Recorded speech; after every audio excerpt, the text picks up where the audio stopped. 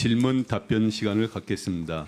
박 장관의 일정상 질문은 3개만 받겠습니다. 호명된 기자분은 매체명과 성함을 밝혀주시기 바랍니다. 예, 노민호 기자님. 예. 네, 장관님, 뉴스원 노민호입니다. 정부의 이번 강제동원 해법 발표는 역사에 남을 것입니다. 그간 한일 간 협의를 이어왔지만 결국 일본 피고 기업의 직접적인 배상금 참여는 견인하지 못했습니다. 반쪽짜리 해법이라는 지적도 있습니다. 장관님 개인적으로도 아쉬운 부분이 있으실 텐데 이번 해법에 대한 개인적인 소견 부탁드리고요. 그리고 이번 해법 발표를 두고 대통령의 정상 외교 일정에 짜맞춘 게 아니냐는 지적과 함께 외교부의 입장과는 달리 조속히 마무리하려는 대통령실의 입김이 작용했다라는 관측도 있습니다. 관련해서도 설명 부탁드립니다.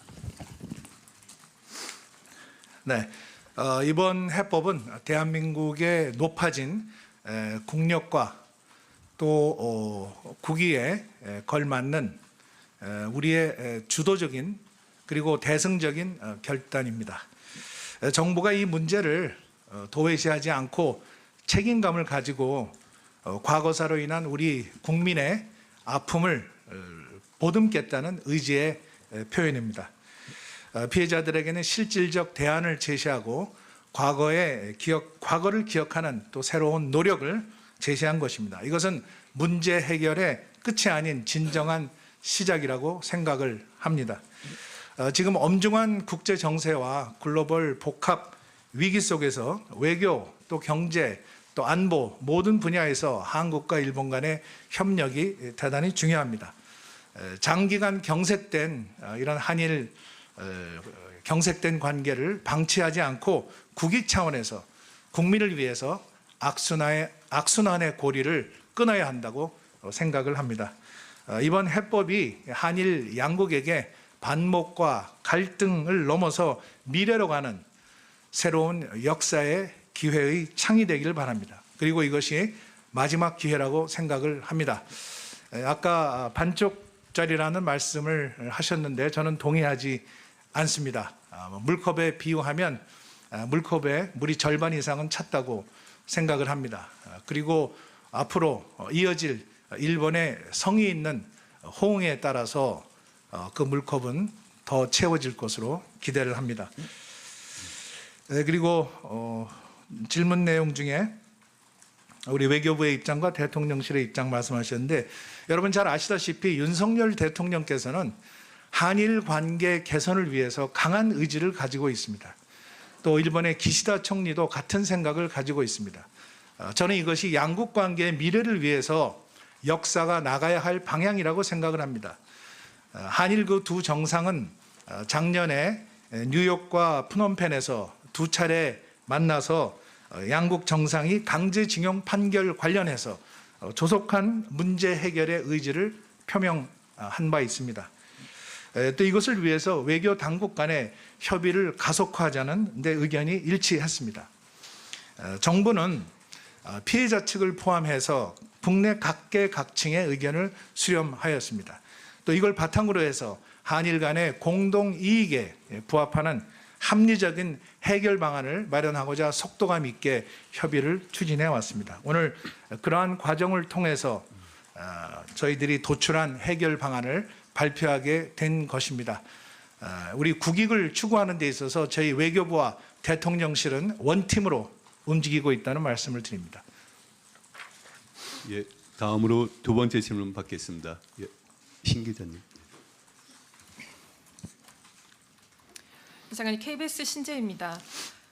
지금 일본의 명확한 호응 조치가 나오지 않은 상황에서 일단 한국 정부가 먼저 배상안을 발표한 건데요. 방금 물컵의 반이 먼저 찼다고 하셨는데 그럼 나머지 반은 어떻게 차해올 것이냐, 특히 일본이 이 부분에 지금 관심이 집중되는 것 같아요.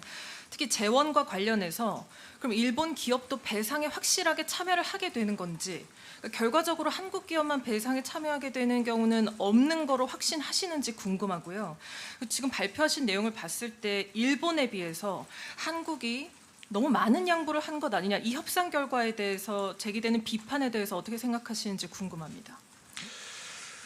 네, 경색된 이런 한일 관계의 개선을 위한 이런 돌파구를 마련하려는 우리 정부의 그런 대승적인 결단에 대해서 일본 측이 일본 정부의 포괄적인 사죄 그리고 일본 기업의 자발적인 기여로 호응해 오기를 기대합니다.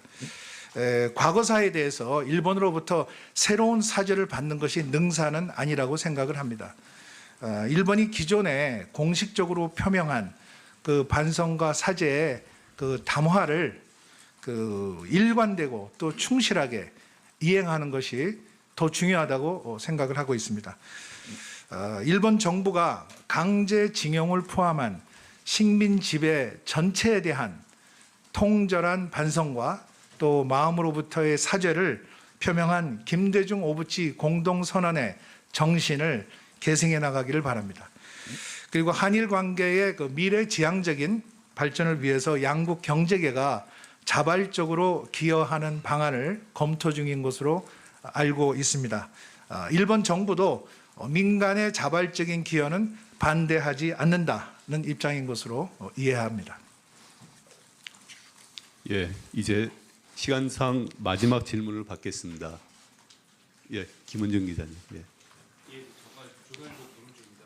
장애인 발표하기도 전에 야당이나 피해자 그리고 지원단체들에서는 이번 해법 놓고 반대를 하고 있는 상황인데 무효소송 같이 법적 조치 같은 얘기들도 나오는데 이게 마지막까지 한 명이라도 반대할 경우에 오늘의 결단이 좀 퇴색되는 거 아닌지 외교부가 조금 더 국내 의견 수렴을 기울였어야 하는 거 아닌지 이런 비판들이 좀 당연하게 나올 것 같은데 여기에 대해 좀 어떻게 대응하고 어떻게 추후 국내 여론을 어떻게 좀 설득하실지 계획에 대해 말씀해 주시면은. 네, 예, 질문 감사합니다. 정부는 그동안에 해법 모색을 위해서 피해자 및 유족과 직간접적으로 소통을 해왔습니다.